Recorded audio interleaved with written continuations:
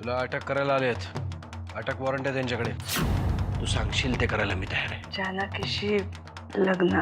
चालेल. यांच्याकडून काय गुन्हा घडलाय? पतपेढीच्या मॅनेजरला मारहाण केली यांनी आणि एका आर्थिक गैरव्यवहारातही ते सामील आहेत. हा यापुढे तुमच्या आईसाहेबांच्या उशापाशी असेल. हे सगळं आहे ना, मला खूप संशयास्पद वाटतंय. रक्ताची नातीच उलटी फिरायला लागली. नरसिंहाच्या बरोबर आत्याबाई सुद्धा कटात सामील झाले. आता बकरा कापला जाणार माझा. ए रडू नको, रडू नको. एक काम कर, केस मोकळे सोड. हा, मग असा हंबरडा फोड, असं रड की दादाच्या काळजाला पण पाझर फुटला पाहिजे. दादाचं पण मन असं पिघळलं पाहिजे. तुझ्या बाबतीत काहीही झालं ना परशू, तरी मला वाईट वाटणार नाही. वाईट वाटलंच तर ते सुमित्राकडे बघून. भाऊजी मी तुमच्या पाया सुमित्रा, मी खरंच सुधारले तो. निदान माझ्याकडे बघून तरी त्यांना माफ करा ना भाऊजी. तुझ्याकडे पाहून आता शांत नाही राहू शकत मी. सुमित्रा, आज जा जरा. माणिक, तुम्ही सुद्धा थोडा वेळ बाहेर थांबा. मला परशुशी एकांतात बोलायचं आहे. होय साहेब.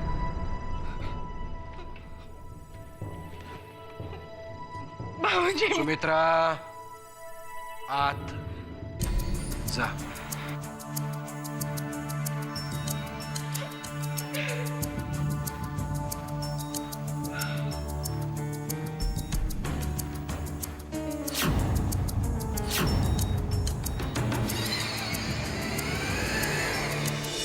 अरे बाबा, केव्हा आला? आता आत्ता चालू. चला चला आज चला, मी चहा करून देते. चल. हे पोरी नको ग. पाहुण्यांच्या घरी एक दोन वेळा चहा घेणं पाहुणचार वाटतं, पण रोज समजा चहा जेवण पाहुण्यांच्या घरी व्हायला लागलं तर बरं वाटत नाही. असं का बोलता? कुठल्या तरी हक्काने तुम्ही मला किल्लेदारांच्या वाड्यावर सोडून गेला होतात ना? पोरी, अगं मुंबईच्या या घराला वाड्यावरच्या भिंतीची ओल नाही बघ. सगळं आपल्या मान्यावर असतं. अगं पोरी, मी शेतकरी कष्ट करणारा, हे असं बसून खाणं जमत नाही बघ.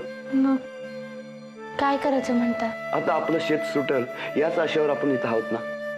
नसल सुटल तर सांगा तसं, कुठेतरी जाऊन मोलमजुरी तरी करत. नाही नाही, असं नका बोलू. मी बोलते ना त्या बाईंशी. आता इतके दिवस धीर धरला, वाट पाहिली, आणखीन काय दिवस.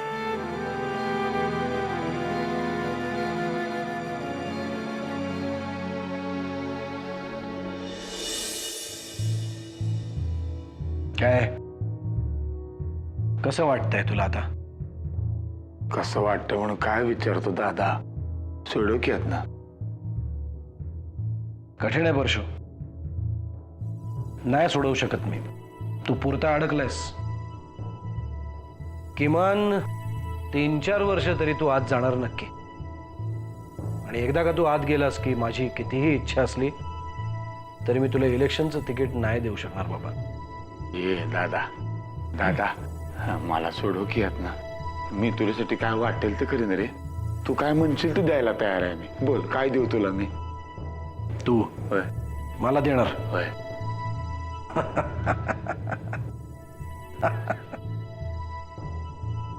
काय देशील मला? त्रास नाही देणार. तू म्हणशील तसंच वागेन, एकदम शहाण्या बाळासारखं. हवं तर तुझ्या दरवाजातलं कुत्रं बनून राहीन. कुत्रासारखं बोलता येते मलाही बघ.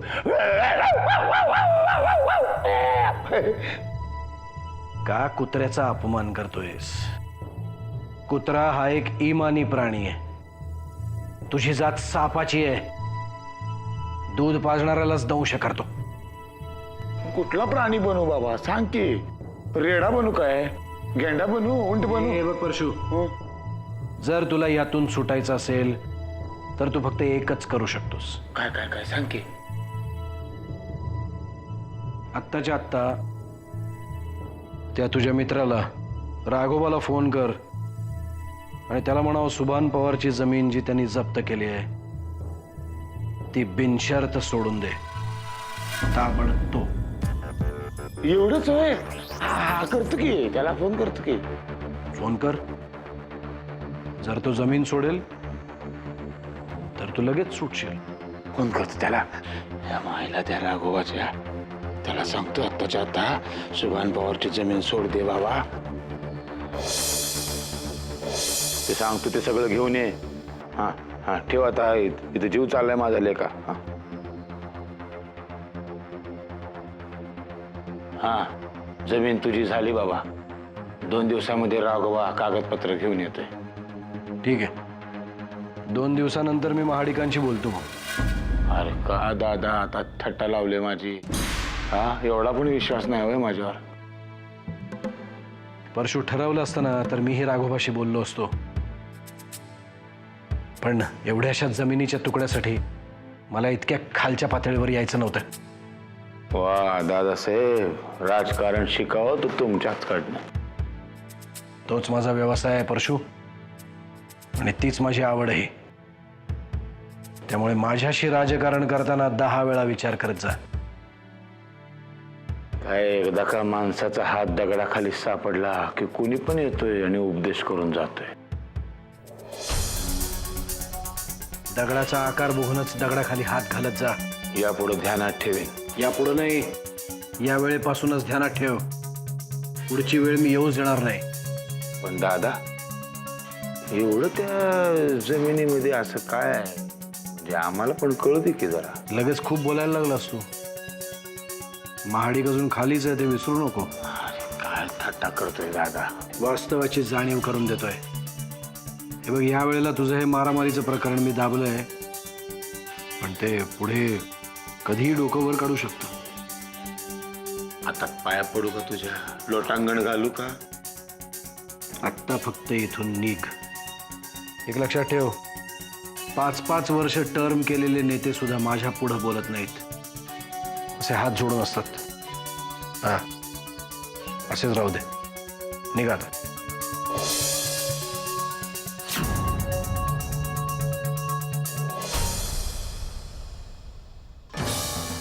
जानकी, अरे अरे कुठे होता तू? तुला फोन करतोय, तू हॅलो हॅलो म्हणतोय, फोन ठेवून देतोय, मला काही कळायचं ना. आईची तब्येत कशी आता? जानकी, मला तुला खूप महत्वाचं सांगायचं आहे. अरे ते बोलू, पहिल्यांदा 2 घास खाऊन घे आणि मग बघ, मला खायला काही नकोय, तू फक्त ऐक माझं. खाऊन तर घे, मग शांतपणे बोलू ना. जानकी, मला खरंच खूप महत्वाचं बोलायचं आहे. बरं बोल. हे बघ जानकी, राजन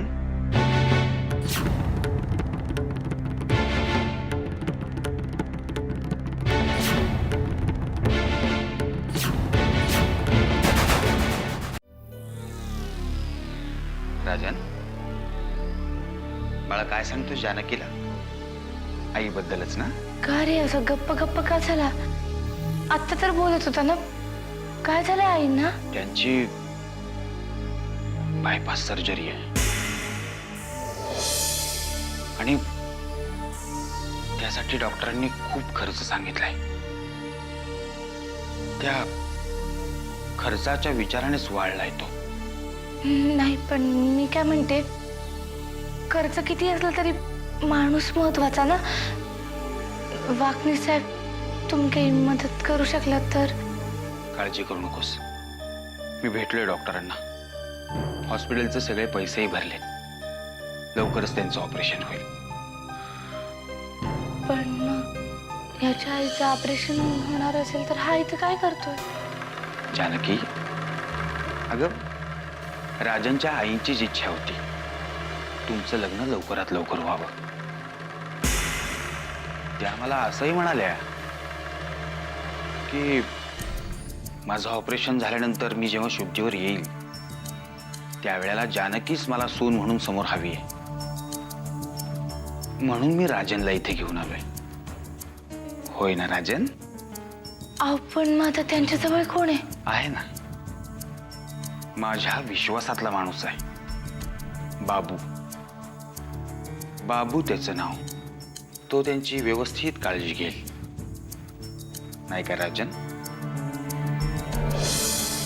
वाकणी साहेब, तुम्ही खरंच देव माणूस आहात. तुमच्यामुळेच माझा आणि राजनचा संसार उभा राहू शकतोय.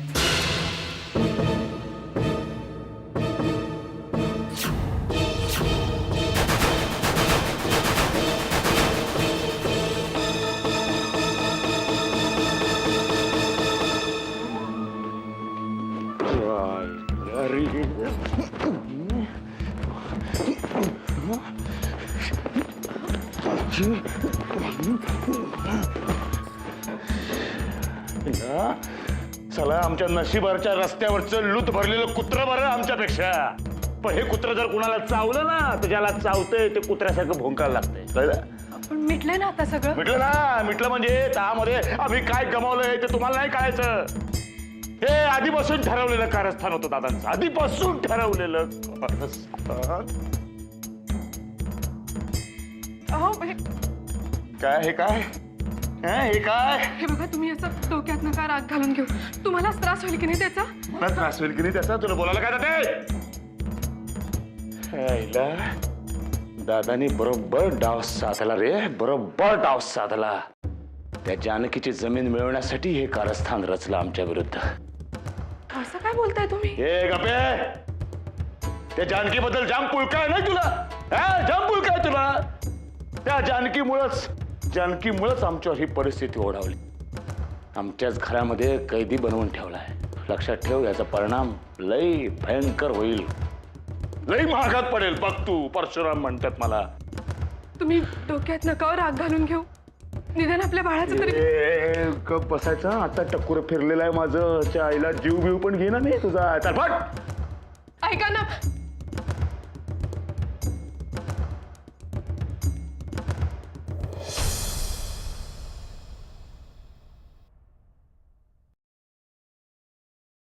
आतेबाई, राघोबा अंबुरेंनी जी सुभान पवारची जमीन ताब्यात घेतली होती त्याचे कागदपत्र तो उद्या आपल्या ताब्यात देईल. आता तरी झालं तुझं समाधान? माझं समाधान तेव्हाच होईल जेव्हा तू मला जे वचन दिलंस ते पूर्ण करशील. कुठलं वचन? जानकीशी लग्न.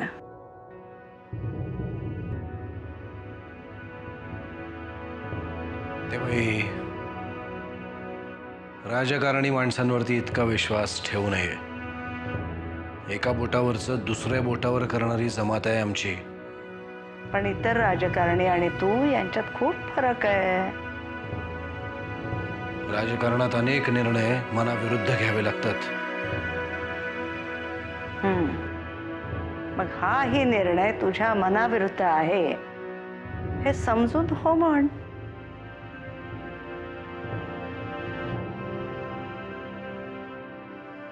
आत्याबाई, तुला जर मुलगी असती तर तू अशीच वागली असतीस तिच्याशी? नाही, पण आता तुझ्यासाठी मी जे करते ना ते तिच्यासाठी केलं असतं. म्हणजे माझ्यासाठी तू दुसऱ्या कोणावर तरी अन्याय करतेस हे मान्य आहे तुला? अरे, न्याय अन्याय ठरवणारे आपण कोण? आपल्या हातात काहीही राहिलेलं नाही आता. माझ्या हातात आहे. कार का नकार हे अजून ठरवलेलं नाही मी.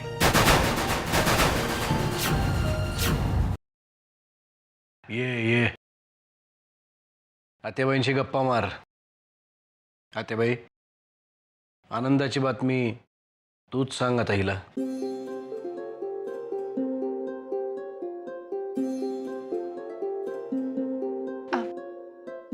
आत्याबाई साहेब, राजनची आई खूप आजारी आहे.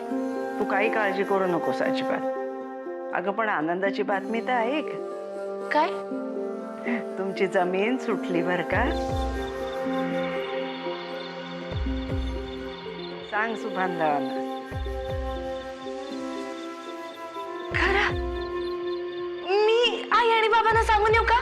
गण्याला पण सांगायला पाहिजे. मी आलेच. आणि बघ, त्यांना उद्या सकाळी इथेच बोलवून घे. म्हणजे मी त्यांची कागदपत्र पण देईन आणि मग लग्नाचा मुहूर्तही काढायला बरं ना. तुम्ही आता काय पण करा. काय पण नाही, तू लग्न करायचंस आता.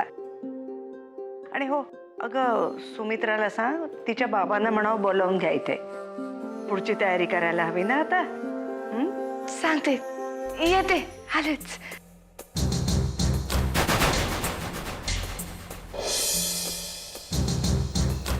अभिनंदन महाडिक साहेब, अभिनंदन.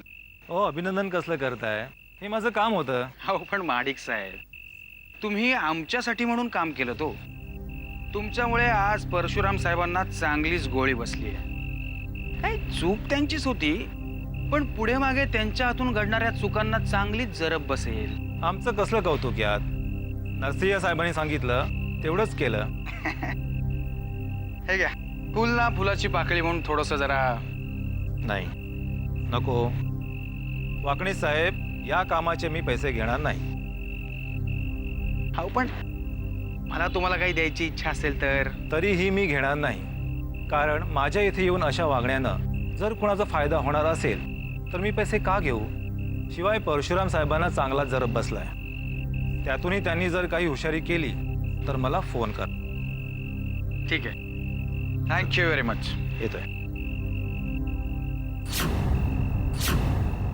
गड्या गड्या गड्या गड्या ऐक, ऐक, ऐक, गड्या. मला सांग, मी तुला कुठली बातमी सांगणार असेल? उगीच कोडी नको घालूस मला. आनंदाची बातमी असेल तर पटकन सांग, दुःखाची असेल तर सांगूच नको. अरे येडी, आता सगळी दुःख संपली माहितीये. आता नुसती मजाच मजा. आता काही बातमी आहे ती पटकन सांग, आता चावीन मी तुला. आत्याबाई साहेबांनी आता सांगितलंय की आपलं शेत सुटलं म्हणून आता आई बाबा पुन्हा शेतावर कामाला जाणार. आता आपलं शेट सुटलं म्हणजे तू आता लग्न करणार. मी तुझ्या बरोबर आणि राजन बरोबर शहरात राहणार, शाळेत जाणार. आणि एकदा का तुम्हाला मुलं झाली की मी शाळेला सुट्टी मारणार आणि तुमच्या मुलांना खेळवणार. मी आणि राजांना भरपूर कष्ट करणार आणि भरपूर पैसे मिळवणार. आणि एकदा का आपल्याकडे पैसे आले ना की मग आई बाबांना बैलजोडी घेऊन देणार. येडीस काय ग तू? शहरात आल्यापासून कुठे बैल बघितले का? हे शहरात काय माणसं घोड्याने शेत नांगरतात का? घोड्याने नाही, ट्रॅक्टर असतो, ट्रॅक्टर सगळीकडं. 2 पैसे जास्त साठवू आणि आई बाबांना ट्रॅक्टरच घेऊन देऊ. आणि एकदा का मी सैन्यात गेलो तर रणगाडाच घेऊन येतो. अरे येड्या, आता कुठे आपलं शेत सुटतंय? तू केवढा पुढचा विचार करायला लागला? आत्याबाई नेहमी म्हणतात पुढचा विचार करावा म्हणून.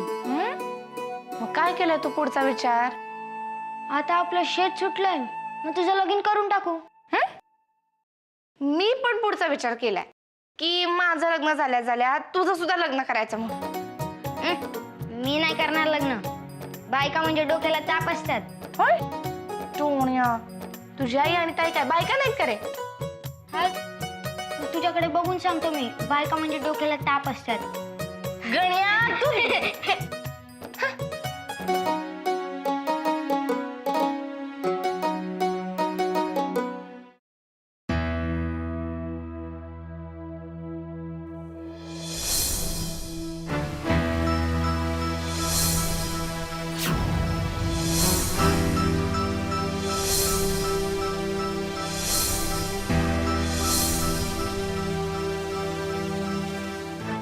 अहो, मुहूर्त काढायलाच एवढा वेळ लावला तर लग्नाची तयारी कधी करायची आम्ही?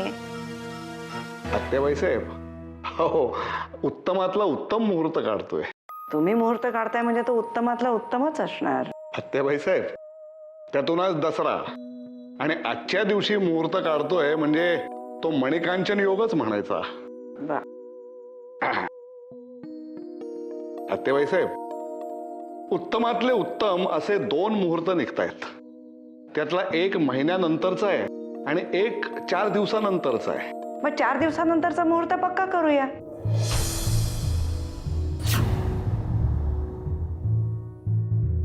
राजांच्या आईची इच्छा पूर्ण करणं हे महत्वाचं आहे, नाही का? अहो, पण 4 दिवसात म्हणजे लग्नाची तयारी कशी होणार?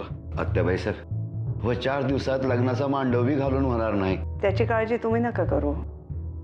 आमचे वाकणीस आहेत ना, ते 4 दिवसात मांडवच काय, स्वर्ग उभा करतील इथे, स्वर्ग. तर मग 4 दिवसानंतरचा मुहूर्त आपण सगळ्यांना सांगून टाकूया. आत्याबाई, समजा तुम्ही करणार हा तुमचा मोठेपणा झाला, पण आई वडील म्हणून आमचं काही कर्तव्य आहे का नाही? आहे तर खूप मोठं काम आहे.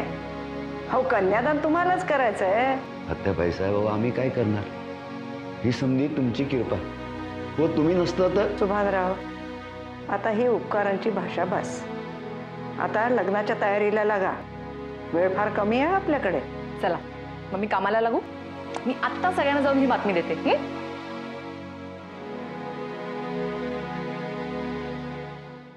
काकू. हो हो, काय खूप खुश दिसतेस. हो, कारण बातमीच आनंदाची आहे. ओळख काय असेल? आनंदाची बातमी आहे ना, मग मी नाही ओळखू शकत पटकन. वाईट बातमी असेल तर सांग. जाऊ दे. काय ना तुझ्या आणि माझ्या चॉईस मध्येच फरक आहे. मी चांगल्या बातम्याच सांगते. मग सांग ना आता. सांगू? जानकी आणि राजनच्या लग्नाचा मुहूर्त काढला आत्याजींनी. 4 दिवसात त्यांचं लग्न आहे. मला इतका आनंद झाला ना, काय सांगू तुला. मला नको सांगू. जानकीचे हितचिंतक सगळे घरभर पसरले. त्यांना जाऊन सांग. जा आता. ठीक आहे, मी बाबांना जाऊन सांगते. एका मोलकर्णीच्या लग्नात सगळ्यांना एवढा इंटरेस्ट. मग सुभानराव, चला लग्नाच्या तयारीला लागा.